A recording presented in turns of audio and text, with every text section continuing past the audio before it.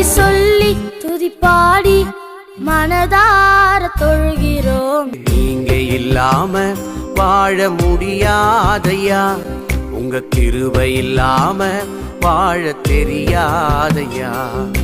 இயேசுவே என் எஜமானனே, நேசரே என் துணையாளரே.